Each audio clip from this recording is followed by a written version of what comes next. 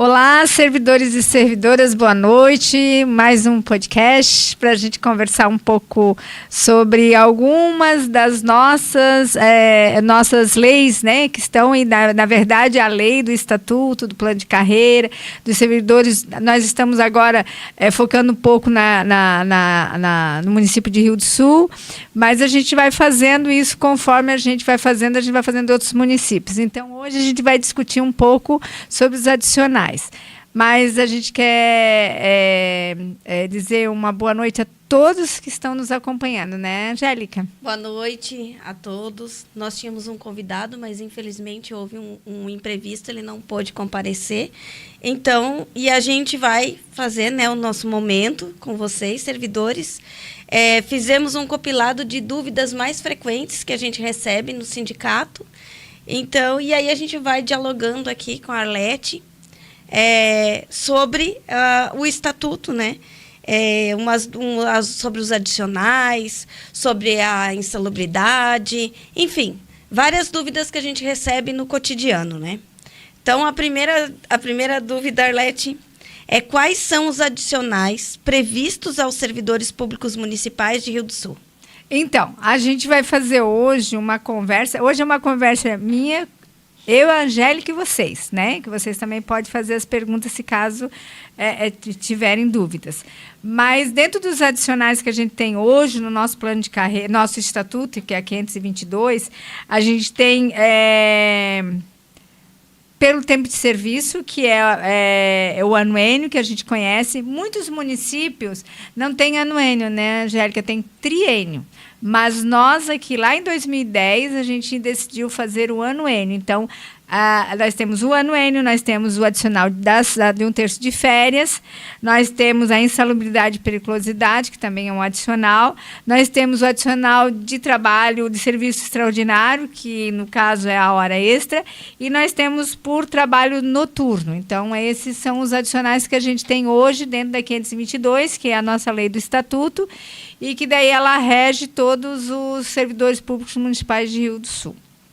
Ali sobre a hora extra, Arlete, o servidor ele precisa de uma indicação da sua chefia para fazer a hora extra, né? Isso, ele tem que ter autorização, né? A gente não pode aleatoriamente, agora hoje eu vou fazer uma hora extra para me ganhar um pouquinho mais. Não. Tem que ter justificativa, tem que ter autorização. A gente tem as regras para poder estar fazendo a questão da hora extra.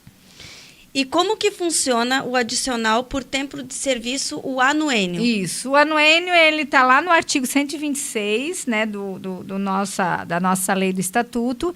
Ele corresponde a 1% no seu aniversário de entrada na prefeitura, no serviço público. Então, por exemplo, eu entrei dia 24 de fevereiro, vamos supor, na prefeitura.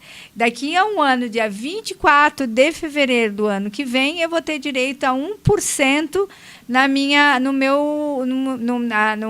folha de pagamento. Então, vai lá, está escrito anuênio, 1% do teu base, daí você vai ter lá o percentual. Ganho 1.000, 1% você vai ter desses R$1.000, desses R$2.000. E aí, esse adicional, ele é computado a cada 12 meses, ele incide sobre a aposentadoria, então, você leva para a aposentadoria, é média de aposentadoria, e não é admitido nenhum tempo fictício, mas você pode levar a verbar esse tempo nos períodos em que você trabalhou como cargo comissionado, você leva como, mediante a questão, por exemplo, eu tive um cargo comissionado na prefeitura, 2 anos. Aí eu faço concurso público, entro na prefeitura, eu posso solicitar esses 2 anos, que seria 2 anuênios, eu posso jogar para dentro do meu anuênio. Então, eu, ao invés de ter 3 anos, né, ao invés de, depois de 1 ano, ter direito de 1 anuênio, eu vou já ter direito a 3 anuênios, porque eu já estou com aqueles 2 anos que eu trabalhei anteriormente, né? E o adicional de férias, ele é pago automaticamente? Sim, o adicional de férias, ele é pago, ele está lá no artigo 127 do Estatuto, e aí ele, dentro de um terço, é pago mediante a 2 dias antes de eu sair de férias. esta é a regra. Mas deu um imprevisto, eu precisei das minhas férias. Eu tenho que receber 2 dias antes de eu entrar em férias, como ela não está planejada, ela não está organizada para isso, e que o chefe imediato, ele permite você sair de férias, eu vou pegar 1 semana, porque é no mínimo 5 dias, então eu vou pegar 10 dias de férias, porque eu precisei, tive uma emergência, eu necessitei desses 10 dias de férias, então eu vou entrar. Muitas vezes a prefeitura ela tem que fazer o cálculo e tal, e ela, em acordo com a chefia imediata e com o servidor, ela é paga na folha subsequente. Daí, né? Então, mais férias coletivas, as férias planejadas, férias que já estão organizadas para isso, elas, 2 dias antes da saída das tuas férias, você tem que ganhar 1/3. Isso é muito comum, isso está na legislação de Rio do Sul. Uhum. Muitos municípios daqui não têm isso computado na lei, né? E que daí a gente luta para que isso também seja em todos os municípios da nossa base territorial. E no cálculo ali do adicional de férias, né? Quais são os proventos que são considerados? Isso. Então, assim, o que é a base de cálculo para esse 1/3 de férias, né? Então, a gente tem, dentro do que incide, né? Primeiro que isso incide sobre a aposentadoria. Então, tudo aquilo que incide sobre previdência, ele leva dentro da questão de 1/3 de férias. Então, adicional de insalubridade, a questão da periculosidade, gratificação comissionado, aquela média que se faz, daí tudo por média também. A média para a direção de escola, produtividade, hora extra, adicional de noturno, sobreaviso. A média é feita também em cima para 1/3 de hora, 1/3 das férias, né? Daquilo que compõe as férias. Agora, outro tema que a gente recebe bastante questionamento é sobre a insalubridade. Quem tem o direito ao adicional de insalubridade e quais são os valores que são pagos? Isso. A insalubridade e a periculosidade, ela tem que estar primeiro prevista, além da lei do estatuto, ela também tem que estar prevista lá no laudo técnico, que eles falam laudo técnico de condições de ambiente de trabalho, que é o LTCAT. Lá nesse laudo, ele determina, é uma empresa contratada pela prefeitura que tem que fazer esse laudo, aí ele precisa estar verificando isso em todos os seus locais de trabalho, aí tem ruído, tem a questão do ambiente, se é úmido, se tem uma série de condição que é feita através que eu sou leiga nisso, mas que a gente sabe que dentro da lei ela tem que perpassar por esse laudo. Diante desse laudo, ela vai ter a perspectiva de qual é o nível de insalubridade ou de periculosidade que tem que ter. A periculosidade tem um percentual específico, mas a insalubridade ela tem três percentuais, né? Tem os 10%, que é o grau mínimo. Então, ela tem insalubridade, mas ela pode ser minimizada com luvas, ou com máscara, ou com o IPI que precisa ser usado, que é muito importante, o IPI não pode se deixar de usar. 20%, né, que é o médio, que é o grau médio, e 40%, que daí é o grau máximo, que daí é aquele local de trabalho que é extremamente insalubre, que, infelizmente, pode vir a ter problemas de saúde lá na frente. Além do IPI, ainda ele ganha esse percentual devido à questão da necessidade. Tem lugares, por exemplo, em que o laudo, né, no laudo técnico, ele não dá insalubridade. E aí a gente questiona muitas vezes, aqui realmente teria que ter, mesmo com o uso do IPI, ele não dá conta. Aí o que acontece? Muitas vezes a gente entra com uma ação, solicita que o juiz encaminhe um perito, esse perito faz o laudo também, e aí ele vai constatar. Se caso existe a questão da insalubridade, aí ele vai ter que colocar, o juiz que também, através do perito que vai fazer, que vai determinar, precisa de insalubridade de 20%, de 30%, de 40%, de 10%, daí isso é o juiz que determina. Né? Uhum. E daí da periculosidade? Ela está no artigo 129, né? E ali o adicional dela sempre é 30%? Sempre é 30%. Vale lembrar que a insalubridade, ela é o quê? Ela é baseada em cima do salário mínimo federal. Na nossa lei, a perspectiva sempre é em cima do salário mínimo federal. Existem lugares onde eles pagam dentro em cima do salário base do servidor? Sim, daí é uma decisão da justiça. Mas o mínimo tem que ser em cima do mínimo. Então, eles têm que pagar esse percentual 10, 20 ou 40 em cima do mínimo federal. E aí se recebe em cima desse a questão da insalubridade.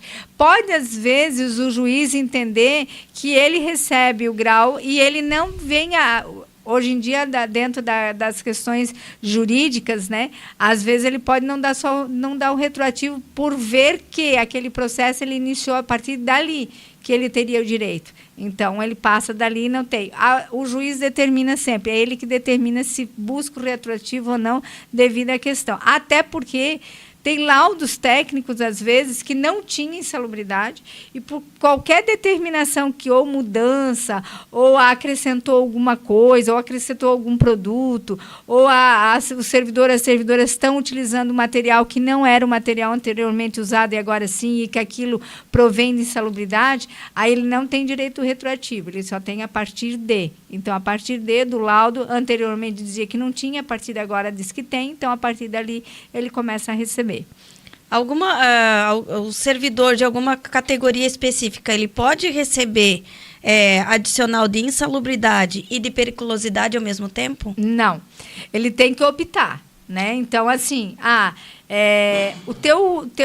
tua função, ele daria tanta periculosidade quanto a insalubridade. Aí o servidor pode optar, geralmente é a questão da opção do servidor, mas geralmente é determinado pela periculosidade. Por exemplo, hoje nós temos a Guarda Municipal que recebe periculosidade. Uhum. Não cabe a ela insalubridade, sim periculosidade. Pode existir em determinadas situações em que ali cabe mais uma periculosidade do que 40% de insalubridade. Então, mas ele não pode ter as duas coisas ao mesmo tempo. Não pode. Não pode ser acumulativo, no caso, né? Sim.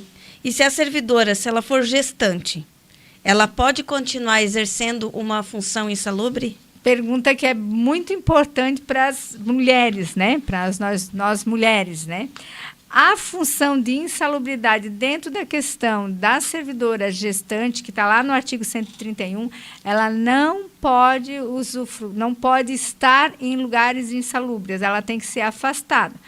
E aí pergunta assim, ela perde insalubridade? Não perde, ela tem que manter o direito dela da insalubridade, porque é uma condição dela, que ela não pode ter nenhuma redutibilidade de salário ali. Então, ela tem que manter o salário dela, no caso, a insalubridade, mas ser afastada do serviço de insalubre. Uhum. Né? Não pode estar em local insalubre, tem que ser afastada. E isso é determinado, inclusive, o afastamento com atestado médico. Né? O médico... eu sou auxiliar de serviços gerais, ganho 20% de salubridade porque lido com material tóxico. A partir do momento que ela está gestante, o médico vai dizer que ela está gestante, vai dar o atestado médico dela, que ela, como gestante, não pode ter nenhum tipo de trabalho insalubre, dentro das condições insalubres. Uhum. De quanto em quanto tempo é feito a LTCAT? Na verdade, a LTCAT ela teria que ser feita... O laudo ele é definido por uma questão de perícia judicial, né? Mas o correto é o laudo ser feito no máximo em 2 anos, né? Geralmente, os municípios, eles levam mais tempo para fazer. Mas, na verdade, assim, o correto seria todo ano. Mas, assim, para extrapolar até no máximo 2 anos. O correto seria todo ano, porque tem mudanças, né? Dentro das condições de trabalho. Às vezes tem uma máquina que não tinha ruído, passa a ter.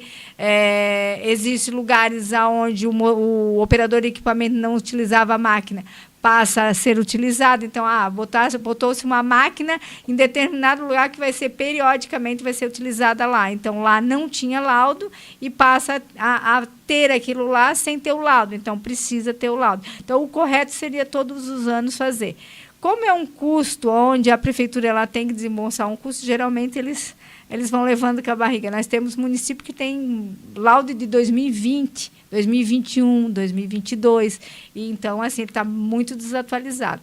Então, a gente pode solicitar isso juridicamente para que a prefeitura faça a questão dos laudos em tempo correto para poder estar ajustando. Digamos que lá numa secretaria houve uma renovação, aí foi feita uma atualização do LTCAT. Uhum. E aí aquele servidor que não tinha direito, passou a ter direito. Quando que ele vai receber essa periculosidade ou a insalubridade? Na verdade, a partir de quando? A ação judicial ela é dada. Tá, eu entrei com a ação judicial para solicitar insalubridade.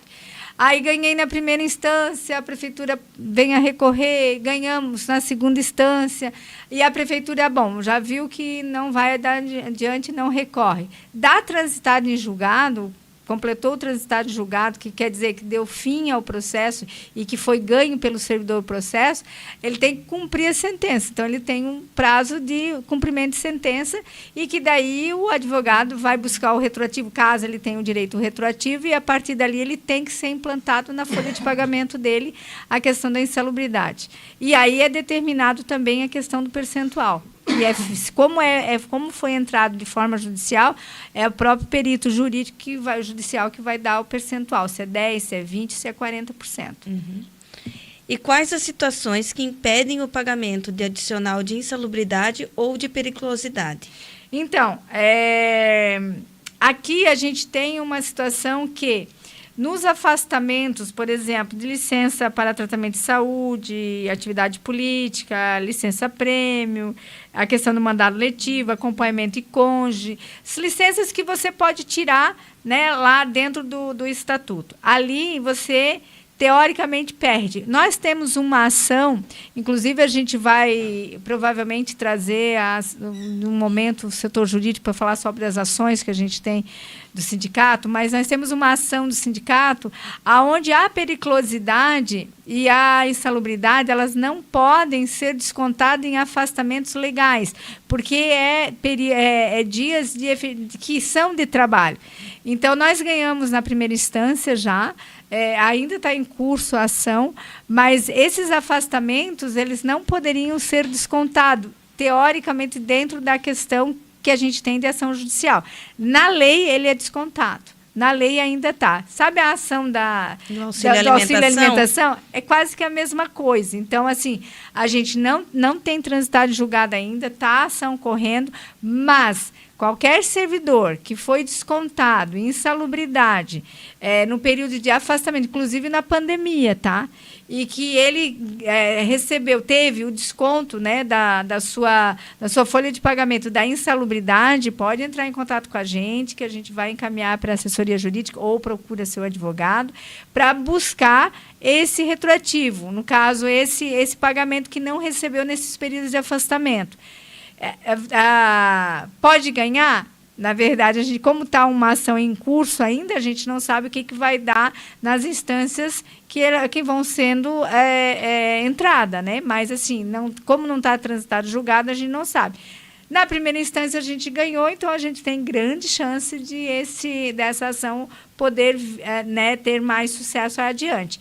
Quando ela estiver transitada em julgado, a gente vai estar avisando aqui para o pessoal daí dizer, efetivamente, agora todos que tiveram qualquer tipo de desconto da insalubridade, da periculosidade de sua folha de pagamento no período dos últimos 5 anos, podem buscar, mas eles podem entrar já, né? Não precisa esperar transitar em julgado, porque muitas vezes as pessoas esperam, o juiz, existe uma ação que ela percorre, porque não é de hoje para amanhã, ele percorre, ele tem um tempo, né? Existe um tempo que a justiça demora, né, para fazer esse processo, então pode demorar algum tempo, mas se você entra com a ação a partir de hoje, você busca os últimos 5 anos e todo o tempo que você espera. Então, se você vai esperar 2 anos, vão ser não 5, mas 7. Se a gente tiver sucesso na ação, você tem 7 anos para buscar todo aquele período que você foi descontado da insalubridade ou periculosidade. Uhum. E agora sobre a hora extra. Quanto que é pago por hora extra? Isso, a hora extra, na verdade, ela está lá no artigo 135 do nosso estatuto. Então, a gente tem assim, em dias que é normal ou em serviço extraordinário de dias normais, de dias de trabalho, que tu trabalhas além você ganha 50%. Tá? Se a gente trabalha em feriados ou em dias de repouso, né, do sábado, domingo, no caso, né? Feriado, aí é 100%. Então, você vai ganhar os 100% daquela hora extra naquele dia, naqueles dias que você fez, obviamente. Sim. Precisa de uma convocação para fazer essa hora extra, né? Lembrando que a gente já falou antes. Isso. E como que funciona o banco de horas? Isso, o banco de horas é assim, eu faço... 1 hora de banco de horas. O banco de horas também é algo que tem que cuidar bastante. Porque assim, ó, eu tenho 10 horas lá no meu banco de horas. Estou trabalhando hoje, resolvo que amanhã eu não quero trabalhar, eu só aviso o meu chefe, hoje eu não vou, pode descontar no banco de horas. Não é assim que pode acontecer, não deve acontecer. Banco de horas é que você tem que organizar junto com a chefia imediata. Eu tenho 3 dias de banco de horas lá, a quantidade de horas que eu tenho, fecha lá 3 dias. Eu preciso ir fazer um exame, eu preciso ir, né, visitar meus pais longe. Então, eu planejo. Né, eu faço o planejamento junto com a minha chefia imediata. Eu vou precisar lá no mês de agosto, 3 dias, então, na quarta, quinta e sexta daquela semana para mim. Porque o banco de horas, eu começo o banco de horas agora no mês de julho. A prefeitura, ela tem que me dar, ela precisa me oferecer de todo o banco de horas que eu tenho, ela tem 1 ano para mim tirar esse banco de horas. Então, não é neste ano que ela tem que me dar, ela tem que me dar desde aquele ano. Então, eu tenho 10 horas de banco de horas hoje. Ele tem essas 10 horas, ele tem que me dar até o dia 15 de julho de 2025. Ele tem que me dar isso. Não me deu. Eu estou lá com o banco de horas lá de 2025 ainda. Tem que transformar isso em hora extra. Né? Porque ele não pode ficar mais do que 1 ano com o banco de horas lá sem ela ser usufruída. E aí, esse banco de horas, ele tem um percentual. Por exemplo, dias úteis, eu fiz um banco de horas de 1 hora. A cada 1 hora, eu tenho um banco de horas de 1 hora e 30 minutos. Então, eu acresço 30 minutos. Vamos colocar feriados e repouso. Eu fiz 1 hora de hora extra. Eu tenho 2 horas de folga, no caso de banco de horas. Então, esse percentual, isso está lá no artigo 135, lá no parágrafo 3º, inciso 2. Então, eu tenho banco de horas e esse percentual eu vou contando. Existe se eu não me engano, existe um sistema que você pode, dentro da Atendinet, eu acho que tem, Angélica, se eu não me engano, que eles podem controlar o banco de horas, eles podem ir lá controlar, ver se está sendo marcado. Se não estiver atualizado, você tem que solicitar a sua chefia imediata que ela atualize, porque você tem que sempre ter atualização desse banco de horas, tem que estar atualizado. Tá? Qual a jornada máxima permitida para prorrogação ou compensação de horas? Daí tu já falou, né? Isso, eu falei ali, é naquele período ali que tem, não pode se passar dentro desse período. E daí, diárias, quantas horas diárias a gente pode tirar? Na verdade, assim, por exemplo, eu posso ter hora extra, até no máximo eu posso fazer 2 horas diárias. Mais do que isso. Ou seja, uma jornada de trabalho de 10 horas. Justamente. Então, assim, vamos pegar os motoristas da saúde. Não tem como, gente, fazer isso daí, né? Daí são específico, daí é aquele caso que a gente diz que é diferenciado. Por quê? Por exemplo, nós temos motoristas da saúde que saem às 3h30 da manhã, 4 horas, às vezes 3, às vezes 4, e ele volta lá pelas 10 horas da noite, né? Então, assim, é específico. Né? Daí, isso aqui é o rotineiro deles. Né? Então, essa é uma questão bastante específica dos motoristas da saúde, que tem que ser muito valorizado, porque é uma carga de trabalho enorme. Né? Não que os demais não sejam, mas os motoristas da saúde, quero ressaltar que eles são extremamente competentes no que fazem, porque assim, não é fácil ser motorista da saúde. É muita responsabilidade, responsabilidade. Inclusive, eles não têm aquele tempo que no plano de no estatuto diz que tem que ter o tempo de descanso, porque por isso que a gente luta, inclusive, para que a gente consiga ter mais servidores para que ele possa estar descansando, porque não é fácil. Mas, de forma rotineira e que não seja essa, né, específica do pessoal da saúde, dos motoristas da saúde, tu podes fazer até, no máximo, 2 horas diárias de hora extra. Mais do que isso, ele dentro do nosso estatuto é ilegal, ele não pode. Reservando as especificidades, reservando as... no caso, se tem um decreto emergencial, que a gente sofre muito com questões climáticas, né, eventos climáticos, então aí se abre, mas aí é feito um decreto, né, de emergência. Sim, e tal, então é tudo baseado em cima do decreto. Justamente. E como que é remunerado o regime de sobreaviso? Isso, o regime de sobreaviso é outro adicional que a gente tem dentro do estatuto, está lá na 137. Esse recebe 1/3 dentro do vencimento base. Então, por exemplo, conselho tutelar, acontece muito isso, né? O motorista do conselho tutelar fica em sobreaviso. Então, ele vai ganhar dentro do salário do piso mínimo, dentro da questão do base dele, não do piso mínimo, base dele, ele vai ganhar 30%, que é 1/3, né? 30% do salário dele ele vai ganhar como sobreaviso. Ele ganha de sobreaviso, fica lá, sobreaviso, ele foi chamado. Ele teve que aí ele recebe a hora extra. Daí passa a ser hora extra, que é os acréscimos legais, que daí ele tem lá, daí dentro da regra da hora extra. Então, o sobreaviso é isso. Se ele não for chamado, ele vai ganhar os 30% dentro. Ele ganha R$2.000, ele vai ganhar R$660 para ficar de sobreaviso naquela situação. Eu falo do conselho tutelar, que é muito normal os motoristas do conselho tutelar serem... Na assistência social também tem sobreaviso. Então, tem alguns casos dentro da prefeitura que tem que ter o sobreaviso, porque ele fica à disposição. Ganha R$160, mas está em casa. Vamos colocar, ganha 600 pila, de 2.000 ganha 600. Só que daí o cidadão não pode beber. Está em casa privado da vida social. 10h30, 11h, meia-noite ele tem que ir. Né? 2h da manhã está chamando porque tem que fazer um atendimento de uma criança, tem que ir, entendeu? Então, principalmente nos fins de semana, quando fica sobreaviso, né? Quem não tem direito adicional de sobreaviso? Isso, os comissionados. A primeira questão dos comissionados, eles não têm direito, por quê?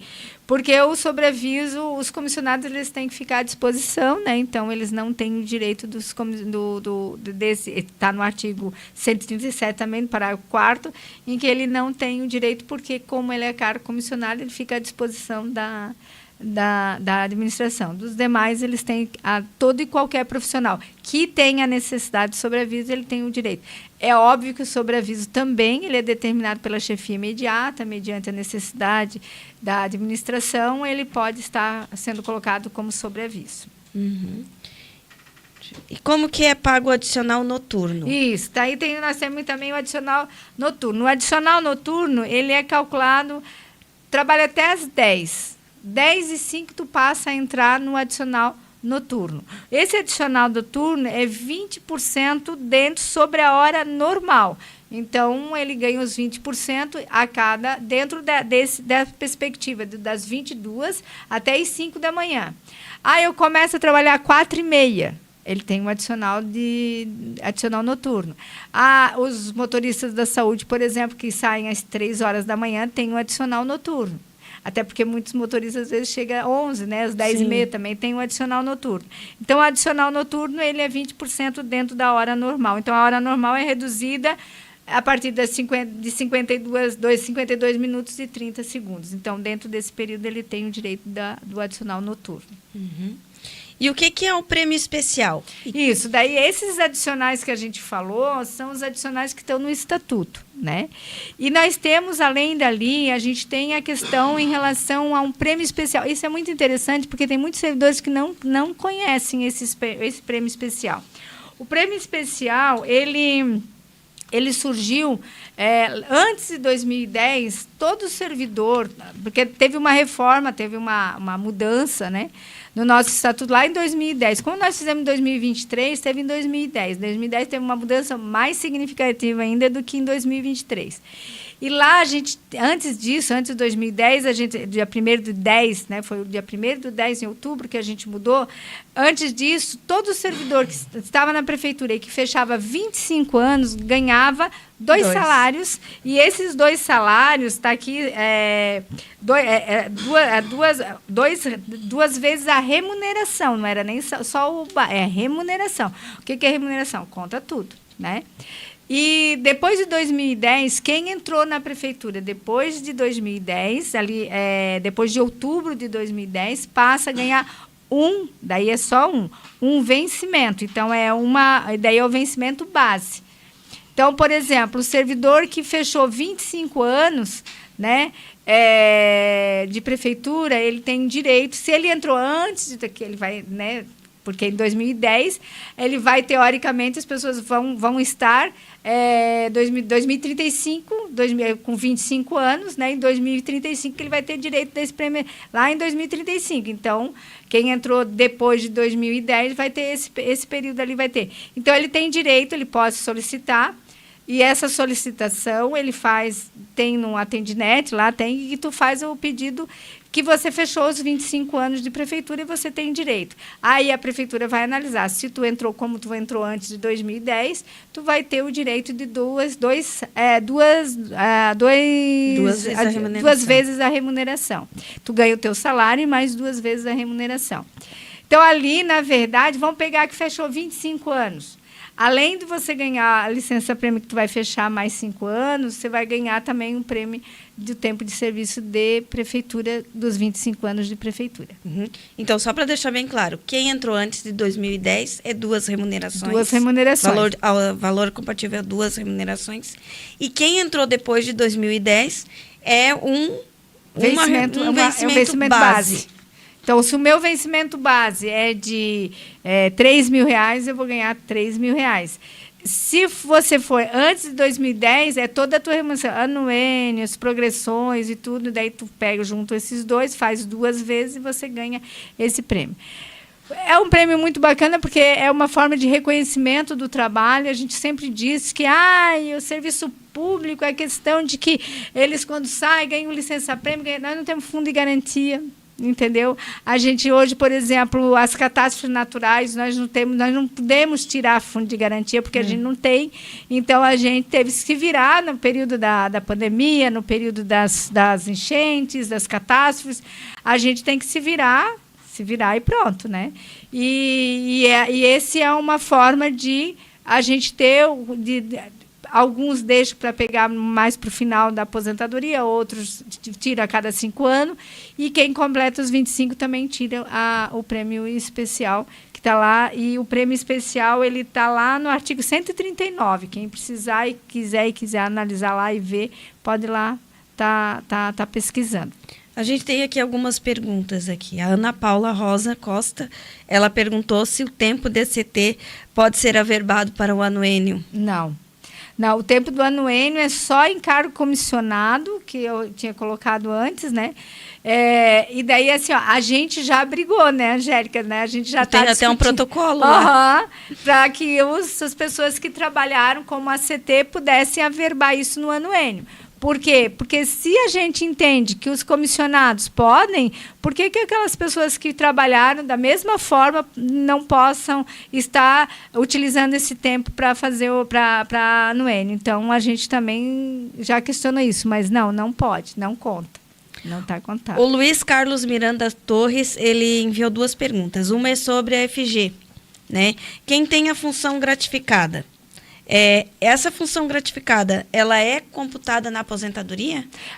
Não, tudo que não, tem que ver se ela incide sobre a Previdência, mas o FG, se eu não me engano, não incide. Uhum. Aí, quando não incide, quando eu falo incide, é assim, por exemplo, eu tenho lá o meu salário, eu tenho o meu anuênio, eu tenho as minhas progressões, tenho meus adicionais. Isso tudo eu vou pegar e vou calcular quanto que dá. Lá embaixo, na folha de pagamento, orçamento tem. Aí tu vais ver, deu 5 mil reais, vamos supor. Esses 5 mil reais eu tenho que ver os 14%. Contou os 14% em cima disso tudo, tu leva para aposentadoria. A gente só leva para aposentadoria aquilo que você contribui. Tudo que você contribui, você leva para a média da aposentadoria. O que você não contribui, você não leva. E a FG não contribui para a aposentadoria.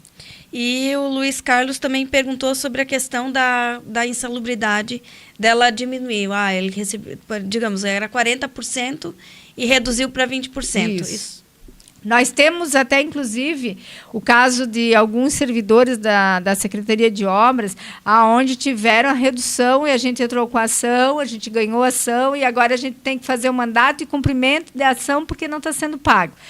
O que acontece? Se existiu alguma redução em relação à insalubridade, tem que ver se deixou algum tipo de perigo que você foi reduzido devido ou ao uso de IPI ou aquele perigo que você tinha da insalubridade deixou de existir. Senão, não pode ter redução de insalubridade.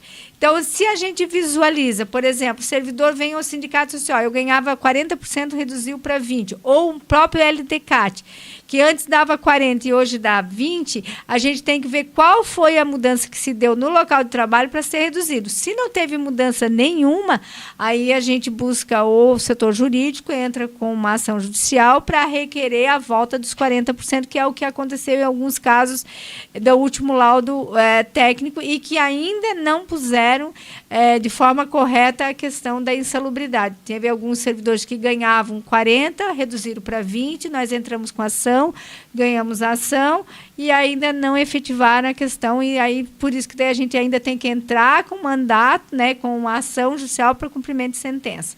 Mas é isso, não, ele só se reduz mesmo se o juiz, por exemplo, quando se reduziu, aí a gente entrou com a ação, foi o perito e viu que não foi mudado nada, então ele teria que estar mantendo os 40%.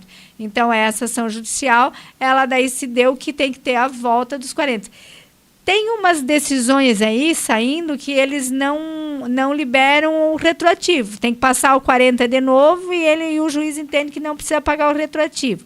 Mas a gente sempre busca fazer com que exista o retroativo daquele tempo que deixou de receber. Uhum. Foi feito o laudo lá em 2023, disse que não tinha, agora em 2025 ganhamos uma ação. Então, de 2023 a 2025, teria que pagar a diferença que eles não pagaram dos 20% a mais que deixaram de pagar. Uhum.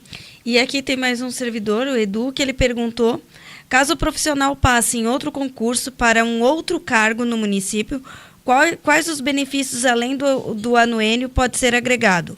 Ou perde os outros benefícios? Ele tem que fazer assim, é uma pergunta, eu vou responder aquilo que eu sei, tem algumas coisas que eu tenho dúvida ali, que daí eu teria que analisar ali na lei. Mas assim, quando você passa, vamos supor que você é agente administrativo, e você fez um concurso para engenheiro, né? Você fez a faculdade, agora vou fazer para engenheiro. Você não pode ter interrupção, né? Você sai de um cargo e entra no outro. Quando você sai de um cargo e entra no outro, você não tem interrupção de contrato, aí você vai manter, o anuênio eu tenho certeza que mantém. Eu teria que ver daí as progressões, Edu, porque daí eu não me lembro disso, daí eu teria que ver na lei. Mas, assim, não tem interrupção, inclusive, na contagem do tempo de serviço lá para aposentadoria. Essa é a principal, tá? Porque daí, se tu tem interrupção, daí vai ter que ter lá os 5 anos do cargo, aquela coisa toda de serviço público.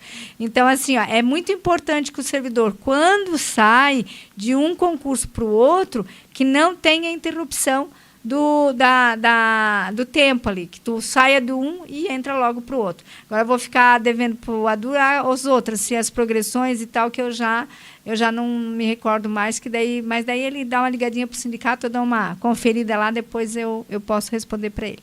Então, nós já estamos finalizando o nosso tempo. Passa rápido. Muito rápido, mas nós temos que nos posicionar, né, contra um movimento aí da reforma da reforma administrativa e também contra a PEC 66, né, que o serviço público está sendo severamente, novamente atacado. Né? Nós lutamos, já fizemos esse embate, né, há alguns anos atrás, 2021, 2022, tínhamos conseguido, mas agora estão tentando ressuscitar a PEC 32, né, que traz todo aquela na reforma administrativa, né, e todos aqueles ataques ao serviço público e aos servidores. Arlete, quer concluir? E na verdade, a gente vai depois fazer, hoje ou amanhã a gente vai fazer a publicação para vocês mandarem para os seus deputados federais, porque assim, está na porta para ser votado a PEC 66. PEC 66 é o quê? É a questão do calote que a gente fala dos precatórios, tá? O que é isso? É a não pagamento dos precatórios que estão lá. Na verdade, não é não pagamento, é esticar o prazo dos pagamentos, que vai levar 5, 10, 15 anos. Então, a PEC 66, que está no governo federal, que está não no governo federal no sentido do governo executivo, mas no legislativo, nos deputados federais, para que eles não aprovem a PEC 66. Além da coisa, também tem a questão da reforma previdenciária ali no meio, que coloca a imposição da 103 em todos os municípios dos institutos próprios de previdência. Quer dizer, vai mudar de novo a nossa previdência se caso a gente não fizer isso. Então, eu clamo a todos os servidores públicos municipais de Rio do Sul e região, de todos os servidores públicos, que vão lá no site dos deputados federais, vão lá, buscam o contato e diga, não vote na PEC 66. Votar na 66, nós vamos divulgar seu nome, contra o servidor público. A gente precisa fazer essa campanha urgente, porque está aí, eles estão votando e vai dar... E não só o servidor, pega a família, gente, a família agora, né? Isso, fazer uma campanha aí para que eles não votem, né, a favor com o fim da nossa previdência. Isso, e fechando, né, para dar boa noite para vocês, nós vamos ter dia 24 um podcast que a gente vai falar com a Desiane sobre a questão da mulher negra caribenha. Vai ser uma conversa também bem interessante, participe e a gente depois vai divulgar. Boa noite a todos, obrigado por ter participado, né, Angélica? Boa noite.